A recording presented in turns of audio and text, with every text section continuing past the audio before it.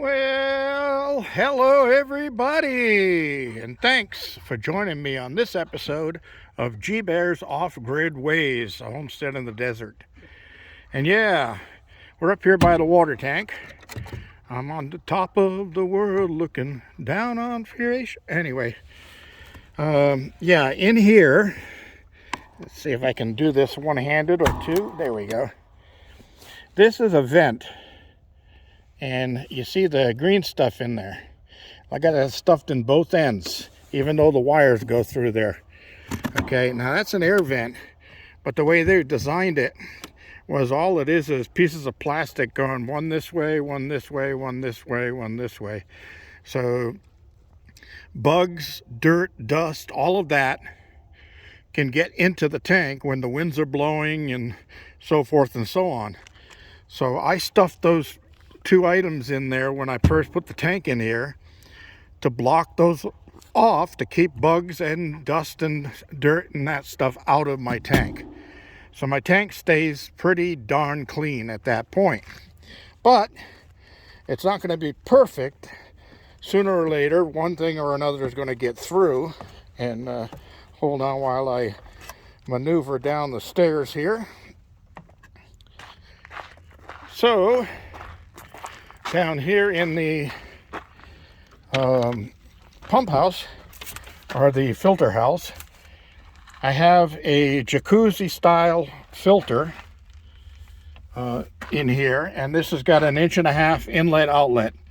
Okay, so the water that comes out of the tank first gets filtered for any debris that's in it, and that filter traps that.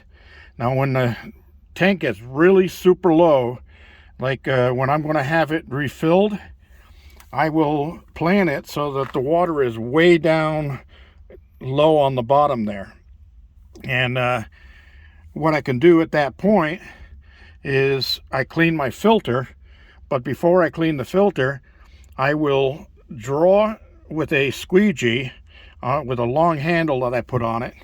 I will draw the water towards the filter that's settled in the bottom of the tank, so any sand or grit or anything like that that's in there comes out and gets caught in the filter. And then I have a swimming pool net for cleaning out swimming pools, and I'll scoop that around so anything that's floating in the water, I can get that out of there also. All right, now this filter is just for the barrels, and that's a bypass for the barrels. I very seldom use that unless I'm going to drain the barrels down completely. So if I'm going to use the water for the cabin out of the barrels, it comes through the filter and goes in and ties into my inlet line. So that's just basically another sediment filter. And then inside the house, of course, I have a carbon block filter for the water that I'm going to be drinking, and that keeps that clean. So that was a question by Rita Richardson. Asked me how I keep my big tank clean. Well, that's it. Now, once a year, I try to plan it to where I can drain this tank completely down. Any water that's left in it, I vacuum out with the shop vac with about 6 or 8 extensions on the hose extension. And I suck everything dry right out of the bottom of the tank to make sure that it's completely cleaned out. And then I usually don't have to, but for this size tank, which is 2,500 gallons, the amount of chlorine, swimming pool chlorine liquid, that it says to put in there would be 1 quart. I use less than that because the water that I get delivered is municipal water, and it's already been treated so that it goes to the houses and all of that, and it's supposed to be cleaned and chlorinated and all of that kind of stuff. So I don't want to add too much chlorine that's going to cause me to itch in the shower or anything like that. But the filters at the sink will take chlorine out of the water too, so I don't have to worry about having extra chlorine in my coffee water or whenever I'm cooking something or anything like that. So that all gets taken care of. So I hope that answered your question there, Rita. And we'll move on down the line here and get into some other water issues. So today, because we've got a storm coming starting tomorrow, and they say late tomorrow, but I just heard somebody say could start early tomorrow.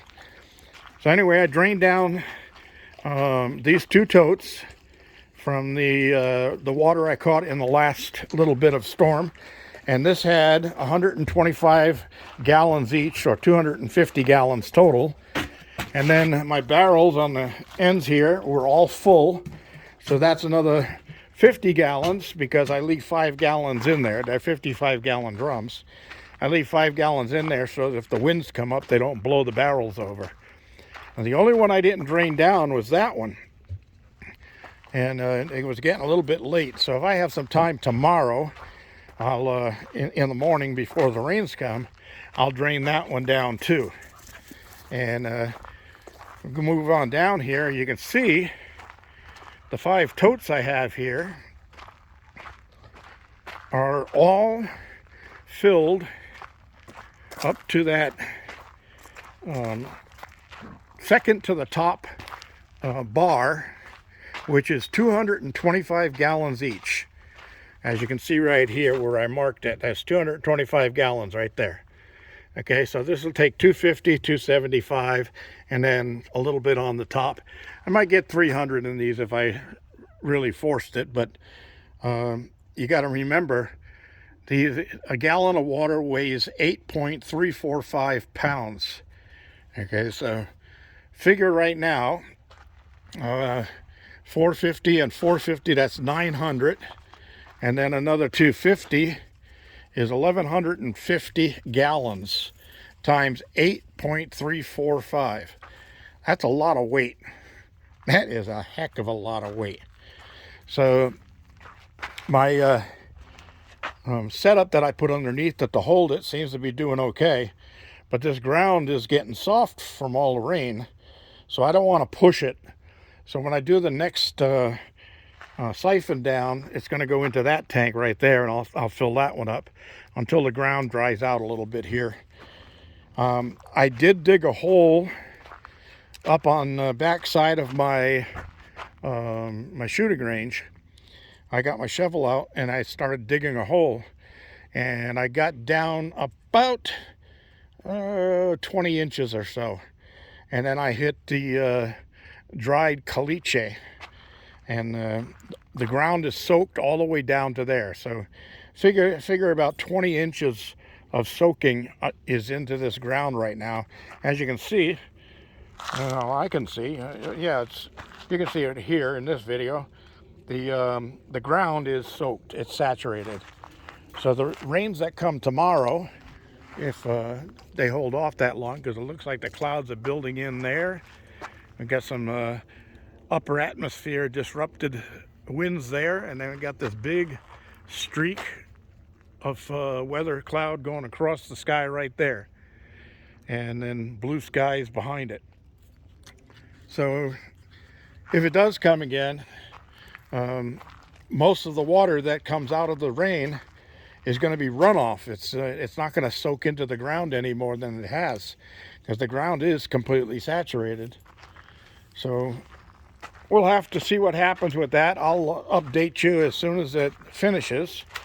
And I'm trying to pay attention and not rock the camera too much when I walk now, because I did get a couple of people asking me about that. So I had to put these boards up here to block off that area, because these little rats, these dogs, got in there, and that green stuff you see all over the place was my garden kneeling pad. The sponge pad I use when I'm working in the garden, I kneel down on, and they've shredded it. And then they got a hold of my snap line string that I had stretched across to mark where I was going to put my planters, and they had that on the ground and all tangled up into the wire and that stuff. And they had, this table was knocked over, the ladder was knocked over. They chewed the rope that I use on the ladder to secure it on a windy day. so it doesn't blow over while I'm on a roof or anything. So yeah, just all kinds of stuff like that, right? All right, so anyway, I put these panels up here to keep them out of there. I don't think they'll try jumping through there, but if they do, I'll put one more panel up over there. I've got one right there against the wall, and that should fix that. They've also been grabbing a hold of this shade cloth and pulling it down and trying to chew it up. For some reason, they have got a real liking for plastics. Anything plastics, they go after it. All right, that's all I got, everybody. I'm going to go inside. I'm having chili tonight. Chili with beans and beef. And it's starting to get a little chilly out here, so I'm going to go inside and get chili. All right, everybody, thanks for joining me. This is G-Bear reminding you, thumbs up down there, and don't forget to share and subscribe. G-Bear signing off.